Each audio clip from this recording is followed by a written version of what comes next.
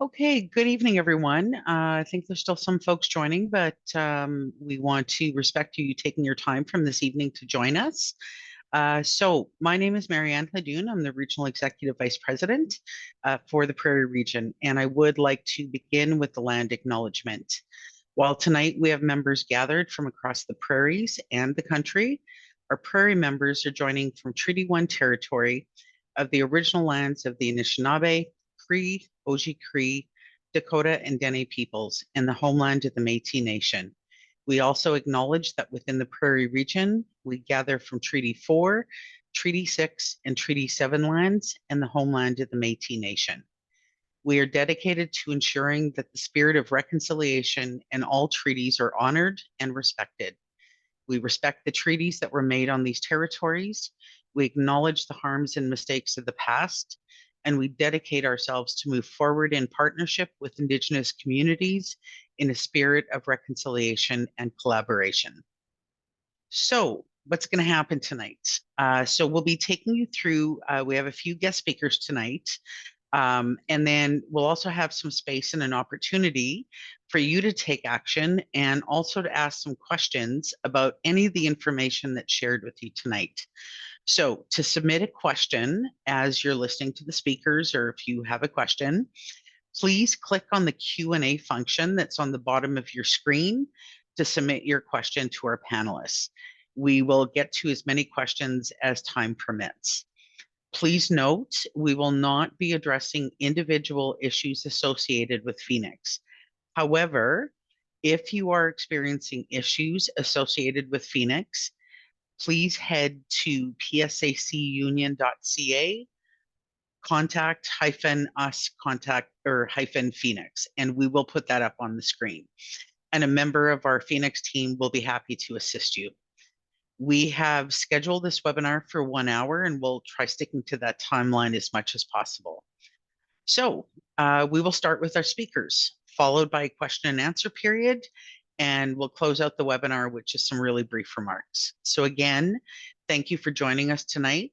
Before we start our first speaker, I have a few words just to kind of set the parameters. So the 8th anniversary of Phoenix, it was important to provide an opportunity for new members and for members who are unfamiliar with the Phoenix debacle so that they have the necessary background information to understand all things associated with Phoenix. It is common for me to hear from both members and elected representatives that Phoenix is not finished, it's not fixed, and after 8 long years, we're still faced with incorrect pay periods and much more. It is important for members to understand where this started, how it's been going, and where we go from here. We must remain united and committed in a collective push to ensure that our asks are heard and finally followed by this government. The impact on Phoenix has been monumental to you and your family. It has led to pain, suffering, and undue financial hardship. This is unacceptable, and we are tired of excuses from the government. Public service workers want to see an end to their pay problems. We want peace of mind knowing the government, our employer, is doing everything in their power to make this right. So tonight, we present All Things Phoenix and respectfully ask for your help in demanding action from the government. So our first speaker tonight is Ricardo Filipponi. He is the Executive Director of PSAC. And Ricardo is going to take us through the historical background of Phoenix. So I will turn it over to Ricardo. Welcome to the Prairies. Thanks, Marianne. I'm really happy to be with you all this evening.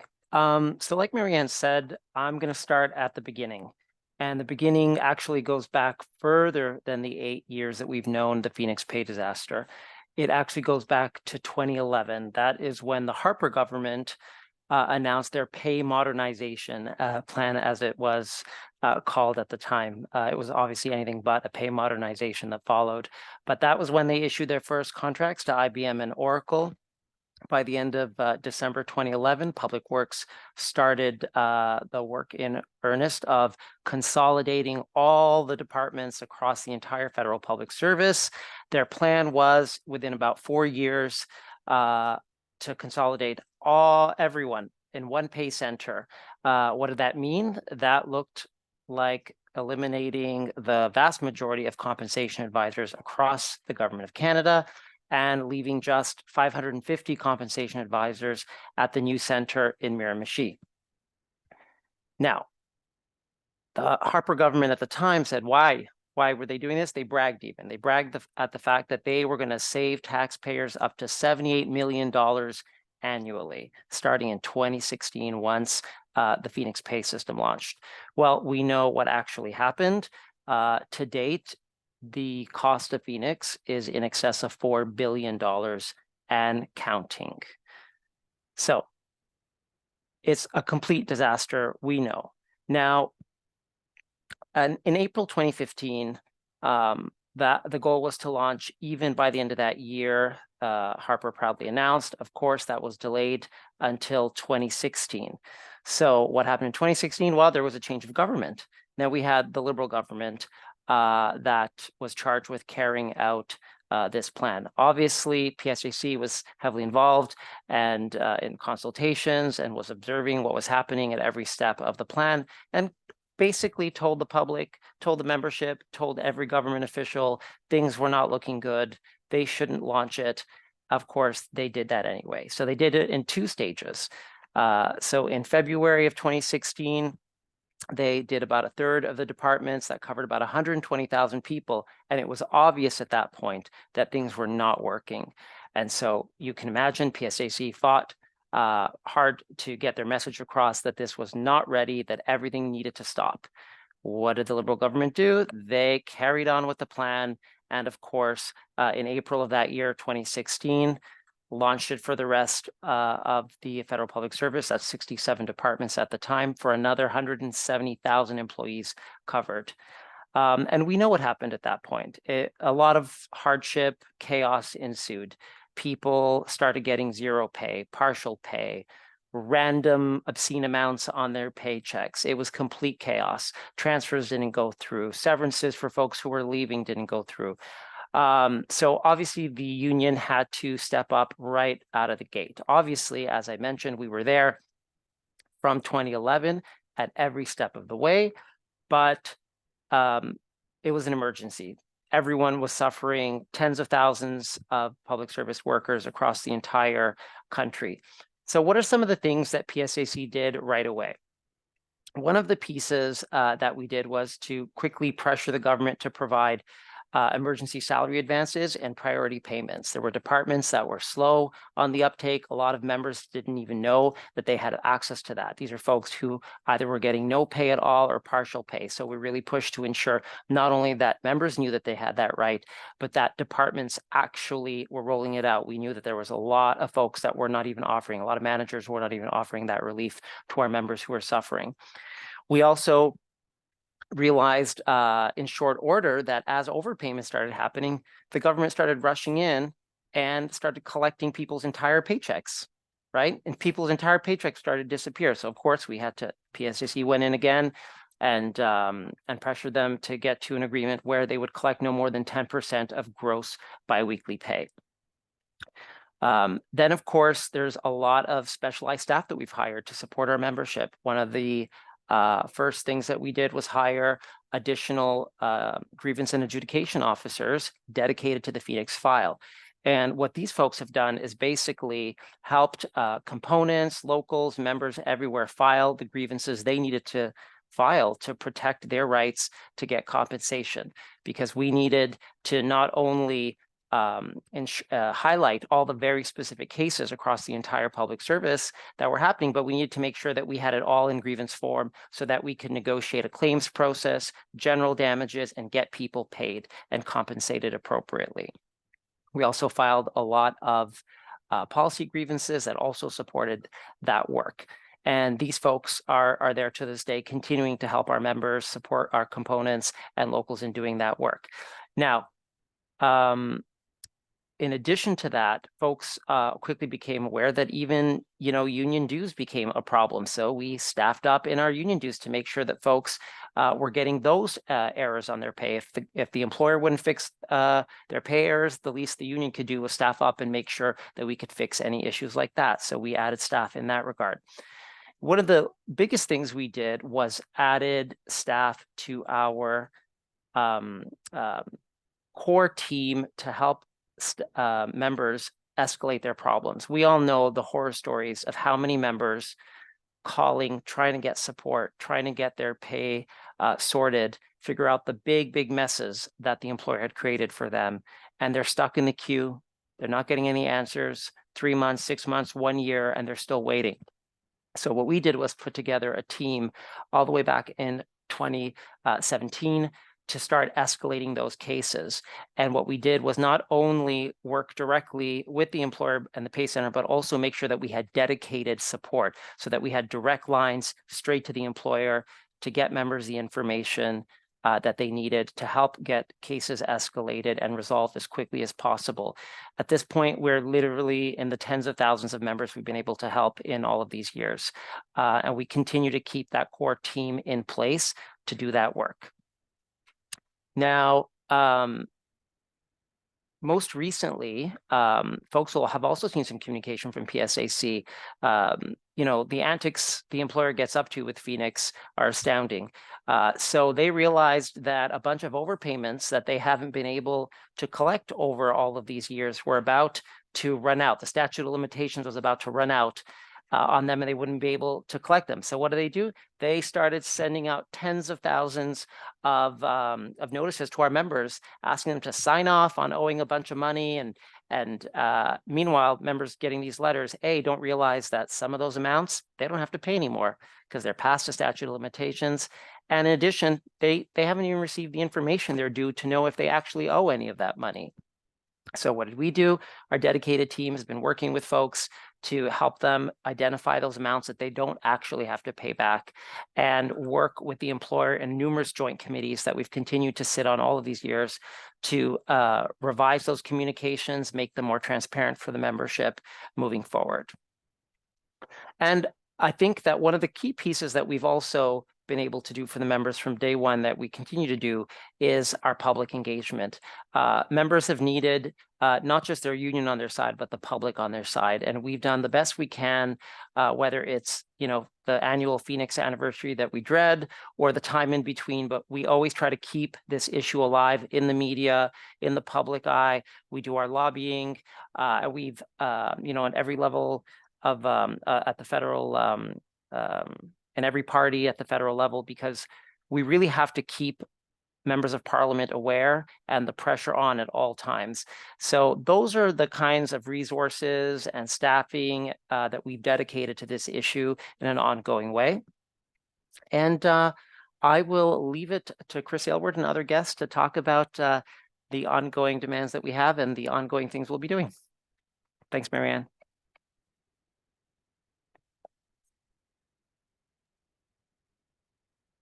Great. Thank you so much, Ricardo. So just a reminder to folks that are online, if you have any questions about anything that our speakers are talking about, you can put them in the Q&A box at the bottom. So just type your question in, and then after the speakers are done, we'll go into that box and pull out some of the questions. So thank you. And so now, thank you, Ricardo, for the background. It seems like it was just yesterday, but it's been several years. And I'm really pleased to introduce our next speaker, Chris Aylward, the National President of PSAC. And Chris will be talking a little bit about the politics of Phoenix and what we've done on the political side. Thank you, Marianne. Good evening, everyone, and thank you for inviting me on the discussion this evening on a subject, obviously, that's very, very important to our members and has gone on far too long. As Marianne just said, it seems like just yesterday that they were even talking about Phoenix going back to 2011 and 2012, the new pay system, and here we are, 12 years later, and we're still basically in this mess. So Ricardo just outlined very comprehensively, I would add, the background as to the history of it, as to everything that's leading up to where we are today. On the political intervention side of things, anytime I meet with a member of parliament, I raise Phoenix. And I would ask that you do the same thing as well. because there's a lot of members in Parliament in all parties, wearing all colors, that think that, oh, the Phoenix is not a problem anymore. Phoenix is done. It's over. It's fixed now. It's okay. No, it's not. So anytime I even get close to a member of Parliament, I raise Phoenix and say, do you know there's still pay issues? Every single pay week, our members still have issues with the Phoenix pay issue, and that's factual. I mean, I'm not just blowing smoke. I'm not just saying things that are not true. So anytime I see a politician, I'll raise Phoenix with them. I met with Jean-Yves Duclos. Jean-Yves Duclos is the minister for PSPC, obviously responsible for Phoenix, back in November. And pretty much the whole meeting was on two issues, and Phoenix was one of them. And we talked about the issues. We talked about the fact that Ricardo even just said regarding the overpayments and how many resources are they dedicating to these overpayments. They're spending literally $1,000 to collect 100, and they're chasing after our members for $200, $300, $400 from 6 years ago. Members are saying, I don't even know I have an overpayment. So when you raise that with the members of Parliament, and keep in mind now, of course, especially leading up to eventually a federal election over the next 18 months for sure, raise it. Jean-Yves Duclos, the minister responsible for PSPC, he committed to me that he would, along with me, we would both go to Miramichi and have a town hall meeting, basically, with the members there. I'm still waiting for that invite from the office of the minister to do that, because I think it would be extremely important for him to go to Miramichi and actually talk to the members working at the Pay Center, so that he can understand the issues that they're facing. Because you don't get paid. Obviously, our members are going to be upset. They call the Pay Center. It's the first thing they do. The members of Parliament and the politicians need to know that the members in Miramichi as well, and what they're facing and the resources that they have to work with. I mean, it wasn't that long ago. They were still doing work off Excel spreadsheets. They were literally doing calculations on Excel spreadsheets because the system couldn't do it. So I met with Jean-Yves Duclos in November. I raised, obviously, the Phoenix issues with them. And it's pretty much, it's like, we talk about, the new HR to pay new system. I honestly don't think we're going to see a new system. I think, we're going to work our way through Phoenix. We're going to end up with Phoenix 2.0, and they're just going to call it something else. Because we're still a long ways away from getting a new system. You may have heard things and seen things in writing about they're going to be starting testing a new pay system in this spring. They can test all they want this spring. They're not going to be able to roll out a new pay system again for at least 5 more years. So, we can talk about getting a new pay system with the members of Parliament all we want. We need Phoenix fixed, and it is fixable, and it'll probably be fixed a lot longer before we get, sooner I should say, than we get a new pay system in place. I also met with the Minister of Treasury Board just last week on several issues with the President of Treasury Board, and obviously Phoenix again was one of them, and trying to get them to understand that our members are still suffering hardship because of this pay system. Because again, you raise it and it's like, oh, I didn't realize that Phoenix still had problems. So, we have to continuously raise it at the political level. And I would ask the members do the same thing as well. Every time you see a member of Parliament in an airport, on an airplane, walking down the street, say to them, hey, by the way, I'm a federal public sector worker and Phoenix is still broke. I still don't get paid properly. That's all you got to say, and get their attention. Because we have got to continue to push it politically, because as much as we're not going to get a new pay system, and that's just my opinion, we need to make sure that we're pushing them to fix the current issues with the pay system, and to make sure that the resources that we do have working on this are working on the right things for our members. And that's fixing today's problem, not trying to fix the problem of 6 years ago because someone was overpaid by a system that wasn't working. So again, I mean, politically, We raise it every chance we get, especially to cabinet ministers, because they're the ones obviously who will be talking about it in cabinet during the caucus meetings, and that's where we need to make sure that they understand that Phoenix is not fixed. It's still broken. Our members still suffer every 2 weeks, still suffer pay issues. We're still having to escalate cases for our members. So that's where we are with it. And I sit on the national. We have a national UMC, and every time we meet about every 3 months, every 4 months, and every time we meet there, we have to keep reminding them, even at the UMC level, Phoenix doesn't work. It's still broken. And why are you putting so much resources again on doing the overpayment recoveries? Because that is just totally unacceptable. And they're ignoring the pay problems of the day, and so all they're doing basically is just shuffling deck chairs. So again, the politicians need to know, because they think everything is fine when it's absolutely not.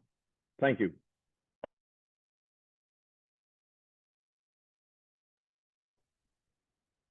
Great. Thank you so much, Chris.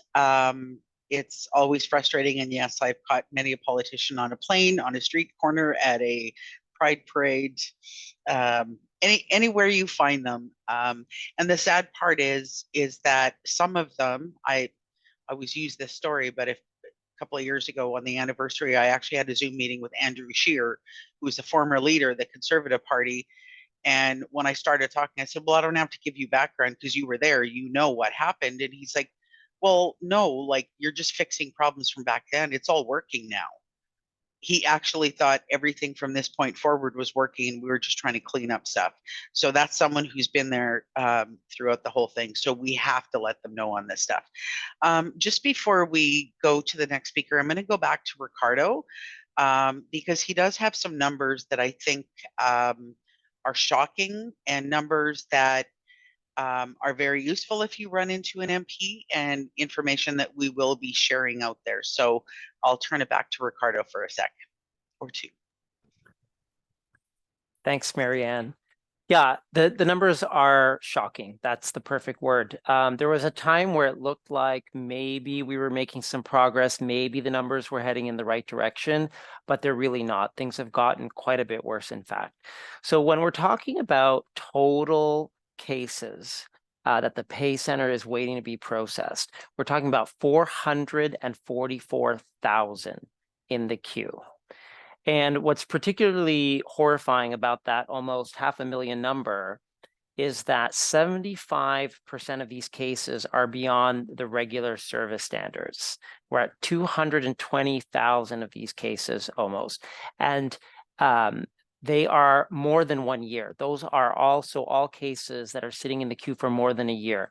So the same thing is happening over and over to the membership across the country. They're not only getting their pay screwed up, but then the time that it's taking to resolve is just, it's obscene.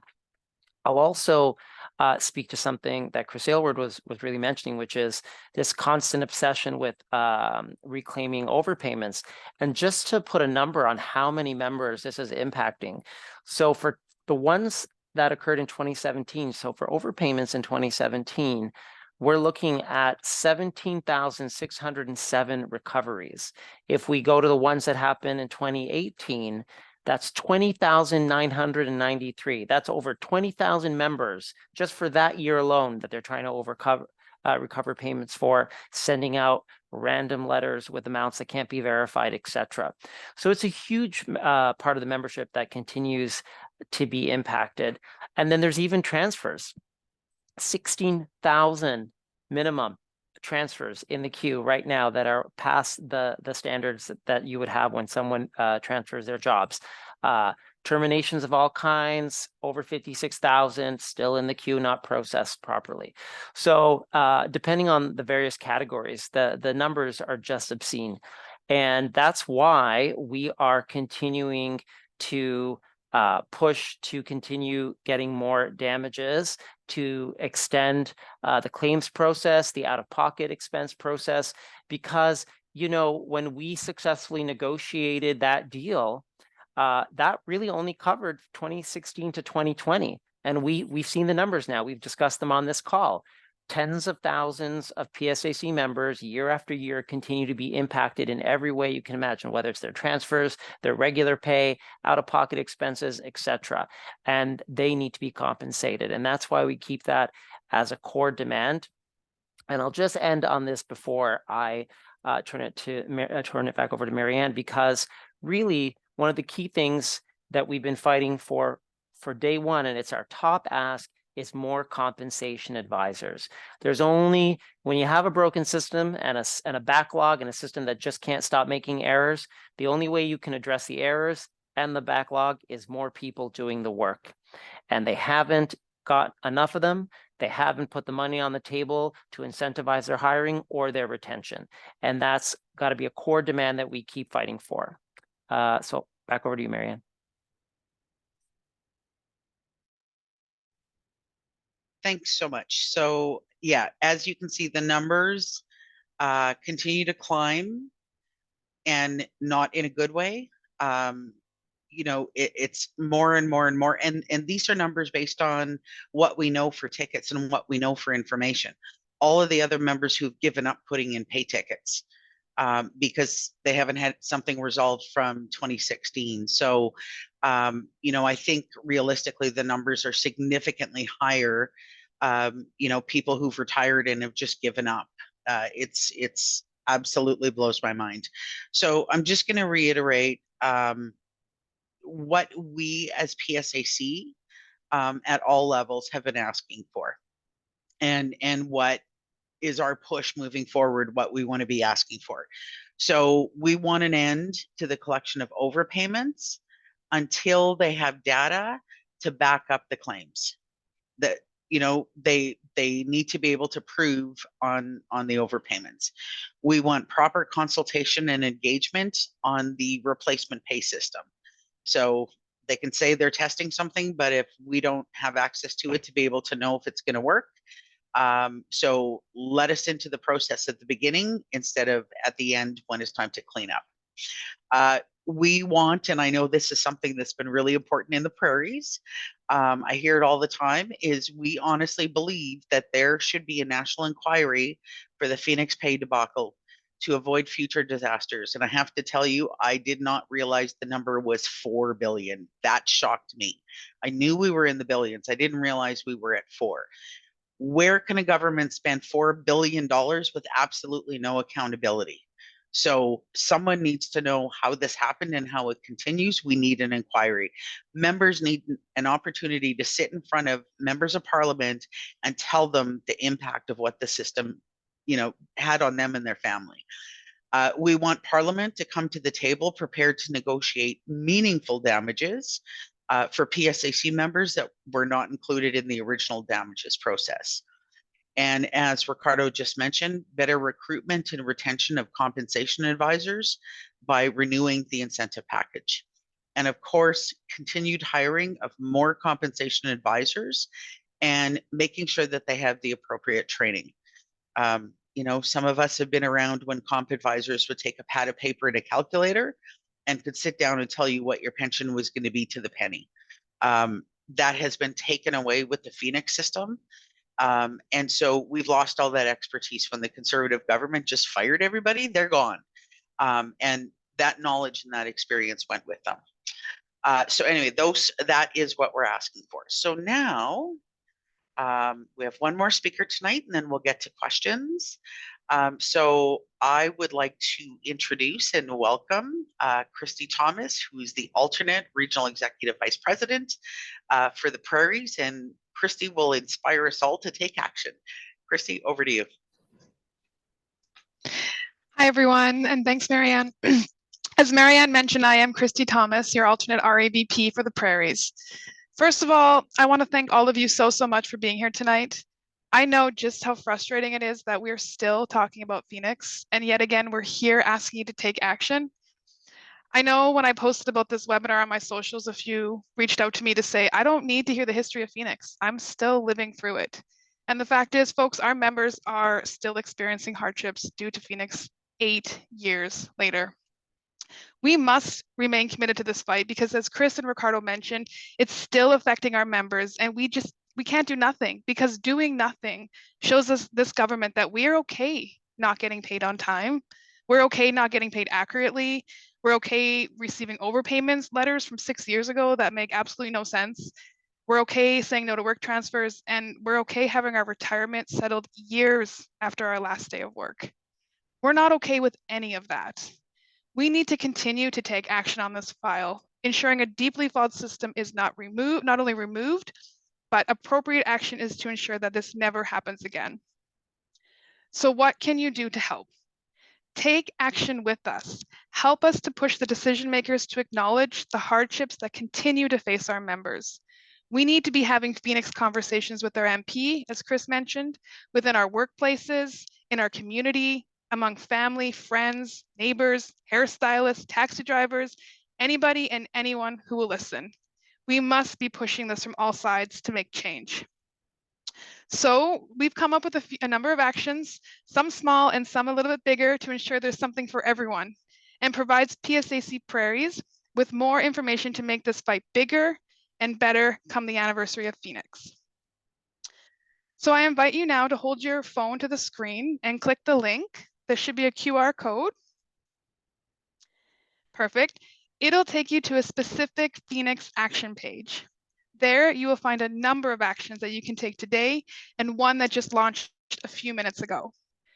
Last week, we launched a Share Your Phoenix Story. We want to hear your Phoenix stories. Even if it was years ago, big or small, everybody's Phoenix story is significant. A record of these stories faced by you is so important, and sharing them will help us to showcase the suffering that we have faced since the implementation of this pay system. So please share your stories, leave your contact information, because we would love to reach out to you in the future when the media asks us for Phoenix stories, and the media asks us a lot. Secondly, we are also super excited to launch a riff on the Bare Naked Ladies If I Had $1 Million, but our new digital action is asking if I had $1 billion, or maybe $4 billion. Phoenix has cost the taxpayers $4 billion in totality, and that's quite frankly ridiculous. We all know that this money could have and should have been better spent to benefit Canadians. For example, helping to feed hungry kids via school lunch program, investing in a national pharmacare program, improving access to clean drinking water, and the list goes on. The point is, if you had $1 billion, what would you spend it on? And we are going to take the top responses, share them to our social media followers and our website. So reminder, that action just went live, so be sure to click that QR code. Finally, I'm super excited to tell you about something that the Phoenix Working Group has been working on for months for the Phoenix anniversary. On Wednesday, February 28th, we'll be hosting a Phoenix event at the Harry Hayes Building in Calgary, located at 220 4 Avenue Southeast. This event will invite members at Harry Hayes and surrounding areas to participate in a rally, but also a really fun creative with the theme, $1 Billion Blunder, What a Waste. We'll have a banner available for folks to sign, and this banner will be making its way through the Prairies for our members to sign over the coming months. But for those not in Calgary or the Calgary area, fear not, we will be live streaming the event, and we encourage you to host a watch party by simply gathering over the lunch hour, logging into your Facebook, connecting to PSAC Prairies, and catching the action with your work friends. And we'll have some downloadable posters for you to print and take a picture with you and your local. So be sure to direct message those pictures to the PSAC Prairies account, include your local number and what city you are joining in on the fun. Also, as mentioned previously, if you are in need of some help with the current Phoenix issue, the Phoenix Action page also has a link to the PSAC Phoenix Help Team. So please reach out to them. So we have a little something for everyone. However, the action does not stop after February 28th. PSAC Prairies has a variety of ways to get involved with political action pieces such as Phoenix or other issues that you may be passionate about. I would encourage you to check out your local area council. And while you're checking them out, show some love to your local Human Rights Committee, Regional Women's Committee, there's a Young Workers Committee, and the Regional Indigenous People Circle. If you don't know which committees are in your region, be sure to check out the PSAC Prairies website. There are so many ways to get involved with PSAC Prairies. And I know that's a lot of information coming at you all at once. So please note that this information will be emailed out to all members tomorrow with a link to tonight's webinar for your reviewing pleasure. And there'll be all access to the calls to action as well. So thank you again so much for your time. Thank you so much for taking action. I look forward to seeing you in Calgary and throughout the region with our banner.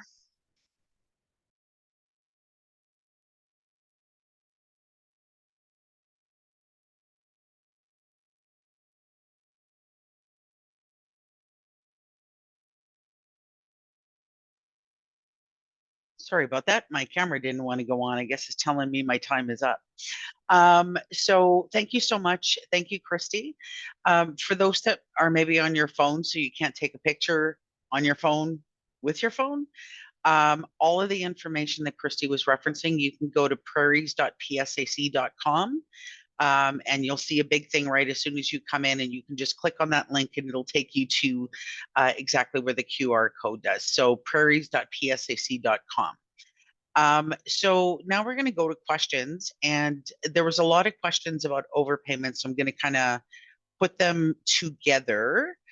So I think maybe the one thing that would be really helpful is a member gets a letter saying you owe money. What's the first thing they do, or what's the next thing they do once they get that letter? Ricardo? Very good question. The first thing to do is do nothing. Do not sign where they want you to sign, acknowledging that you owe that amount. That's what they want to do. They use language that makes you feel like, oh, yikes, these folks are going to start clawing my pay, or something's going to happen to me if I don't just acknowledge this and get it out the door right away. Don't do that. Okay, small caveat. If you absolutely know you owe the money and you know what it is, sure, that's fine. Obviously, that's fine. But we all know what has actually happened to the average member. They haven't gotten the information they need. Really, you know, these are pay issues that happened to them years and years ago. They don't have the records. I certainly don't keep most of my records that far back. So if you can't get the answers you need from the pay center to help you understand what you owe and if you owe those amounts, then what you'll want to do is get additional help with that.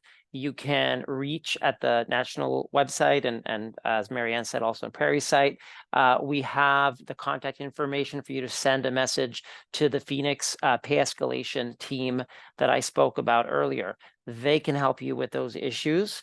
We also, on our website, have when these overpayments started, when these clawbacks, when these overpayment letters started going out, we also put some language online that folks can use, template language, in responding to those. And you can find those under our campaign section on the national website. You'll see one of the ongoing things that we do is in that section is put all of our Phoenix updates. So if you scroll through those updates, there's other important updates that you'll want to also read along the way, but you'll also find the information on what we recommended to folks to put in if they're going to object to those overpayment recoveries. So what I'll also do is make sure that that information is available to you all with the resources that Marianne mentioned as well.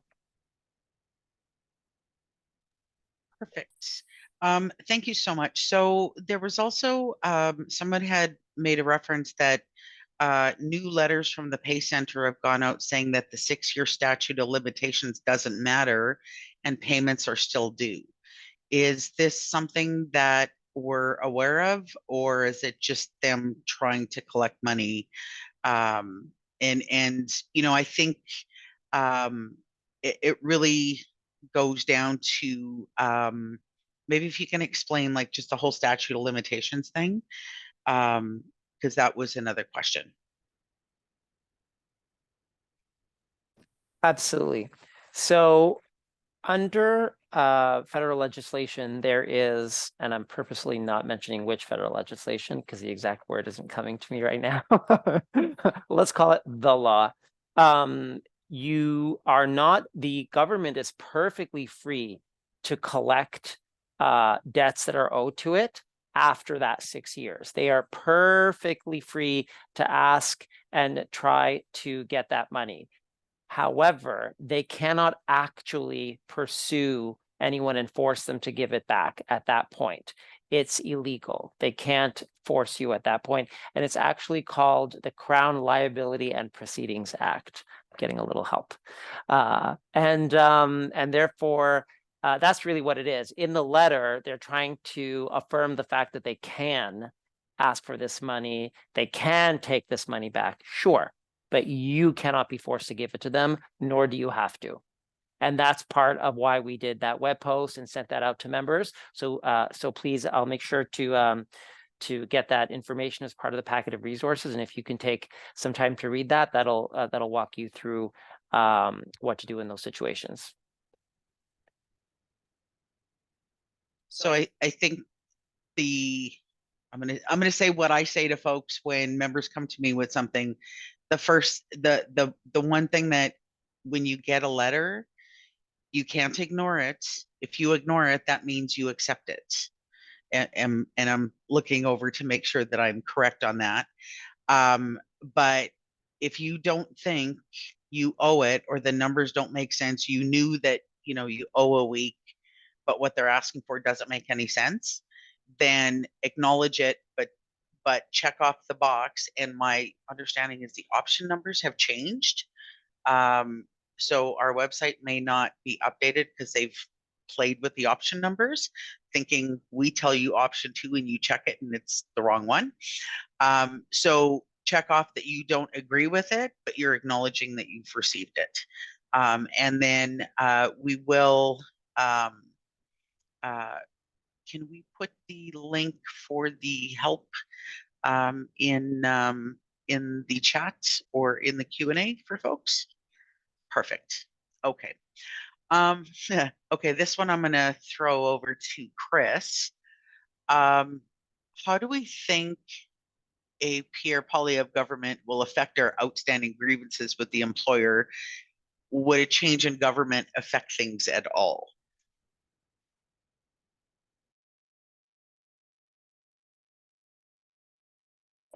Thank you for the question. That's a very interesting question, for sure. If Pierre Poilievre were to become the prime minister, we would see sweeping changes across the federal public service. There is no doubt in my mind about that. But he can't fix Phoenix, and he can't break Phoenix no more than what is already broken.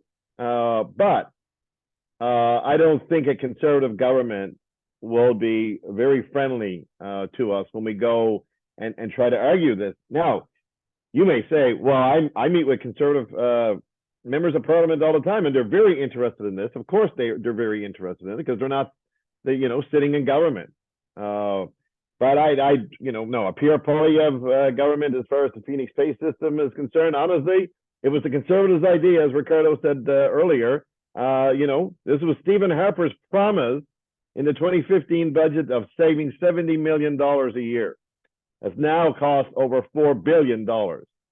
So that's what Stephen Harper did. Pierre Poilievre, he ain't going to do any better. But honestly, can he really make it any worse? I don't think so.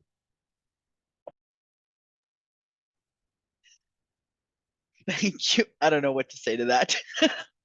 but it's absolutely true.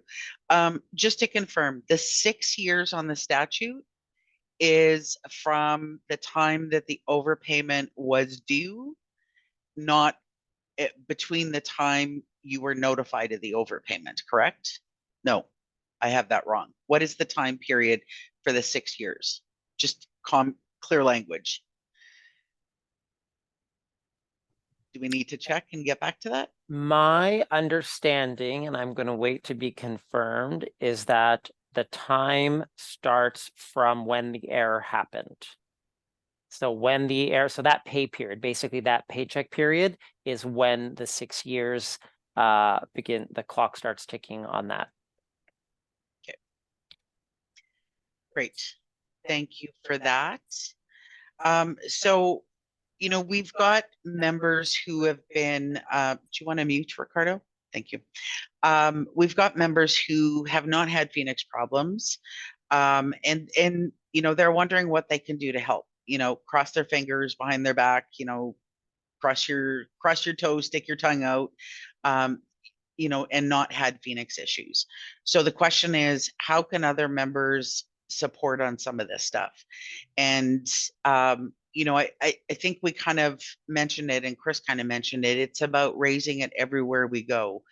The public has gotten tired of it. You know, we send out media releases, we have events, we invite media, we invite politicians, and it's not top of mind anymore. But it's still a day-to-day reality for our members. So using every opportunity to raise it, participating in actions, some of the digital actions we have in the Prairies this week. We encourage you to take part in that. And also, if you've been fortunate enough not to have issues, pay attention to those around you, because often there's members who don't realize the union can assist. And so they suffer in silence. They you know, go through extreme hardship because all of the money has been collected, and you know, they've already been in a tough situation. So if you hear of members who are having issues, please ask them to contact their local or their component, or submit their case through the national contact page, so that our folks in Ottawa can help with some of that.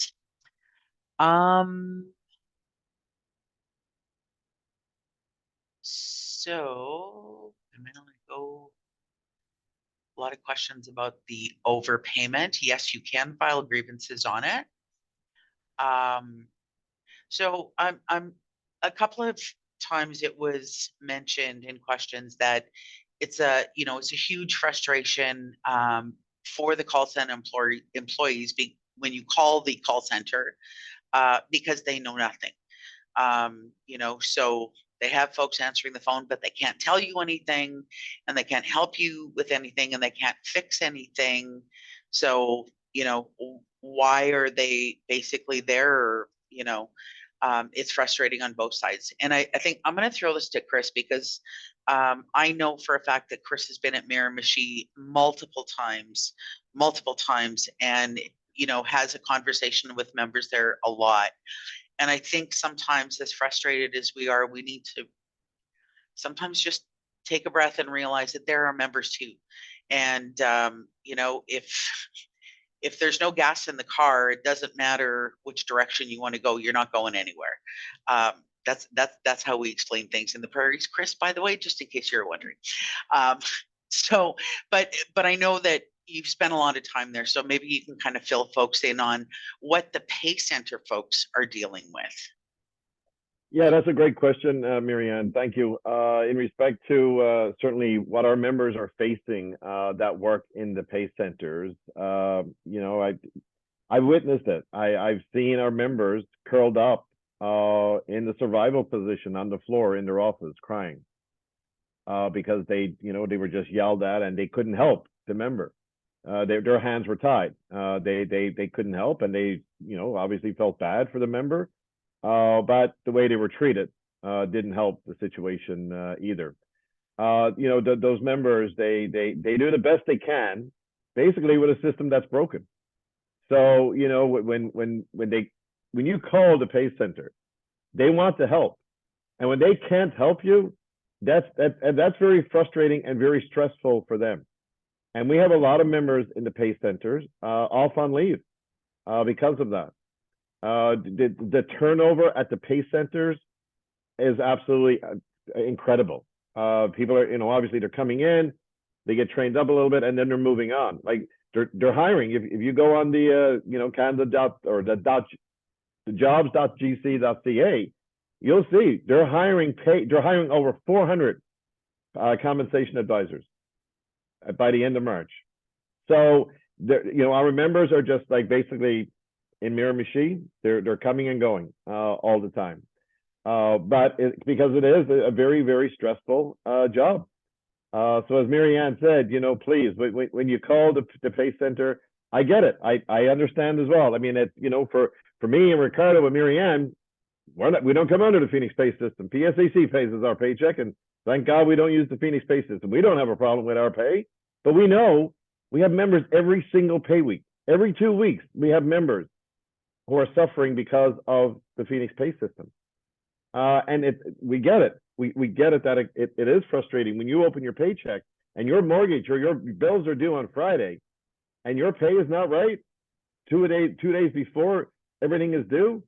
That is extremely stressful and frustrating.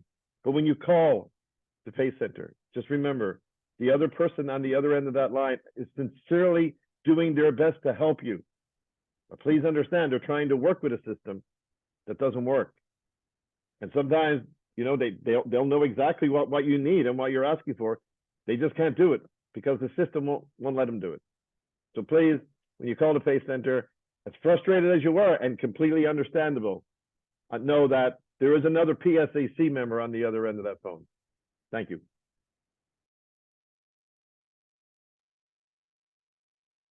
Great. Thank you. We're going to do one more question.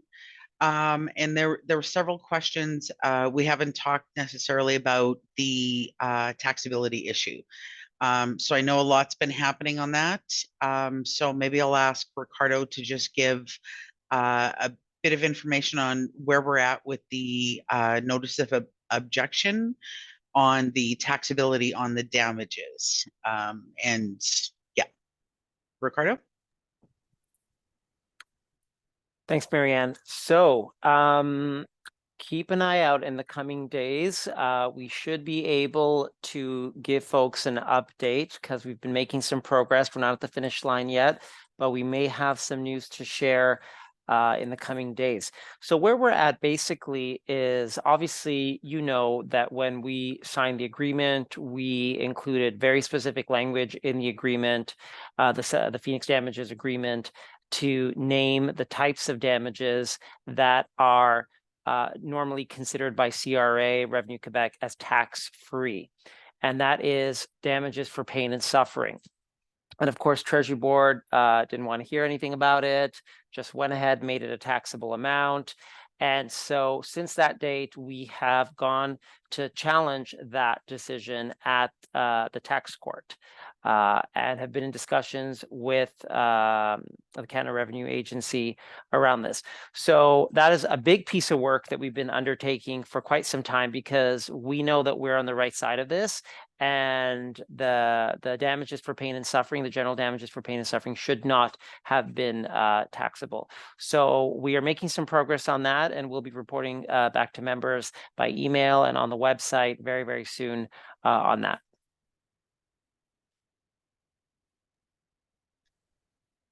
Great. Thank you very much, Ricardo.